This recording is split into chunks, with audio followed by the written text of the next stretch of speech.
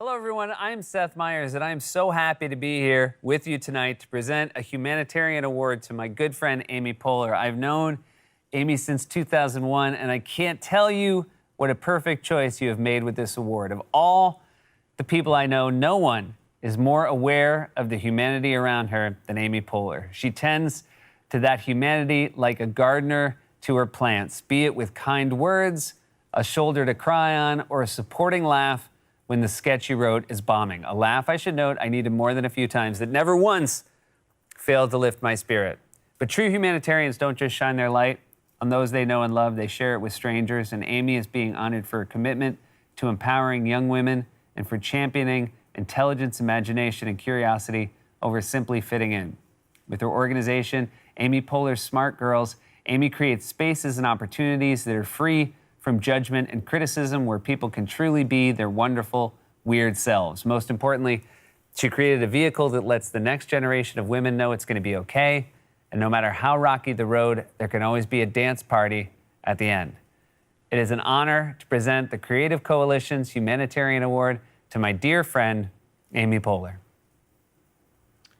Oh, wow. Thank you, Seth. Thank you, everybody. For those of you that don't know, right now I'm sitting in a waiting room where I get to talk to Mira Sorvino and Billy Porter and Mark Malkin and Yvonne. And I'm just very honored to be in this company and in this waiting room. And frankly, very honored to be among the kind of work that people are doing tonight. Mira, your work is amazing, and I was very, very moved and inspired by your speech. So thank you for your work. Thank you, Seth. I'm so pleased and grateful to the Creative Coalition for this award, which they sent to me, and it's here. And I just want to make sure that I get all of the lights reflected in it. But it's very disco, which I appreciate. I guess I'll keep my remarks short because I know there's a lot of people who are trying to figure out how to balance their time. And I think that I'm very grateful for the real estate here and the few minutes to get to speak to you. I'd like to thank Meredith Walker and Maggie Chifo and everybody at Smart Girls who work hard every day to teach young people who Ida B. Wells is, and to talk about trans rights, and to talk about what a new world looks like in this new difficult pandemic, and how we can all come together in times of trouble and kind of give each other peace, love, and understanding. And so I'd like to say that who I'm thinking of today are the single mothers tonight who are homeschooling their kids, mostly Black and brown mothers who are disproportionately affected by this pandemic, and people who have spent the entire day today trying to work and feed their children and teach their children. And I'm just thinking about you tonight. So I share this award with you because I know that women, especially throughout this pandemic, have kept this country running. And women make up, I don't know the exact, an incredible percentage of essential workers. And I'm in deep gratitude for the work that people are doing to literally keep this country from fully stopping. So I just want to say thank you to anyone who happens to be lying in bed right now, maybe listening to this or watching this after having a particularly long day, especially mothers who are doing it alone.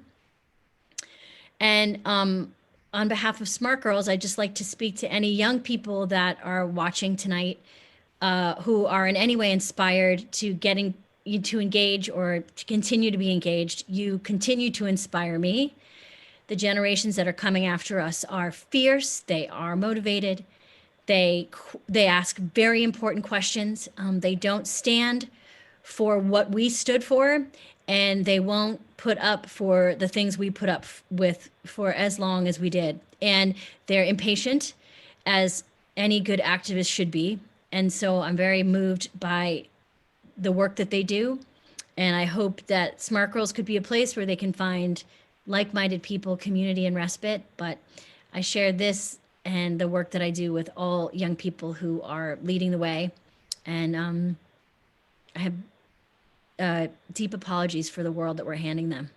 So thank you, everybody, for letting me be part of the evening and part of this waiting room and part of this Zoom experience. And it is still feels like we're in a sci-fi movie, and it's a really long sci-fi movie. But if it means that I get a chance to talk to more people tonight or people I wouldn't normally get to talk to, I'm grateful. So thank you.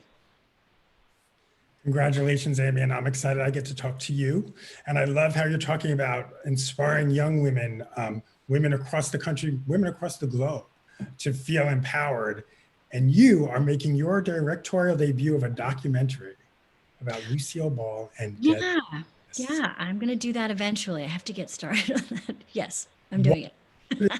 I'm not going to say, why do you love Lucille Ball, but what made you think, let's do a documentary about Lucy and Desi?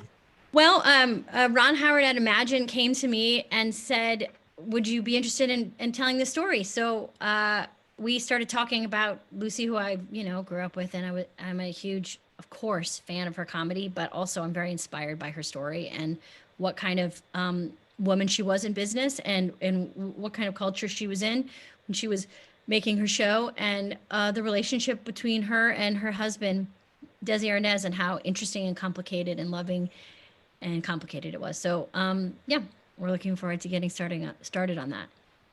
Do you have a favorite I Love Lucy episode? I was just watching one the other day where she's afraid that well, no, I don't want to pick out a favorite one, but I was just watching a bunch of her physical stuff together in watching them beat after beat, because I'm looking at all the physical ways she moves. I'm just always amazed at how she moves. She's like a beautiful dancer. So sometimes my favorite stuff of hers is nonverbal and all about movement. And you're talking about being in these Zoom rooms and waiting rooms. We've seen Parks and Recreation reunions on Zoom. We've seen a few. Will we see a Parks and Recs reunion when the pandemic is over, on TV, the big screen, a Broadway musical? Because everybody wants more. You're like teasing us with these reunions. A Broadway musical, that would be fun. We got together. I'm really proud that we got together. We raised over $3 or $4 million for Feeding America, and I'm sure it's been spoken of tonight, but don't forget to continue to support your food banks, local and otherwise. But it's so good to be around those people, and everyone, a lot of people here who are in the waiting room, I'm looking at everybody's little boxes, are lucky enough to work on shows, I'm sure, where they feel like they've found some chosen family. And that was my experience on that show, and still is. So anytime I get a chance to see them in a tiny screen or in a real way, I'm down. Well, I'm looking forward to the Broadway musical. Okay, Mark. I mean, I don't know. I think I have to leave that to the other more talented people in this waiting room. But I'm looking forward to going to the musical and sitting down and watching someone else do it. I cannot wait for live theater. I know everybody here misses it desperately.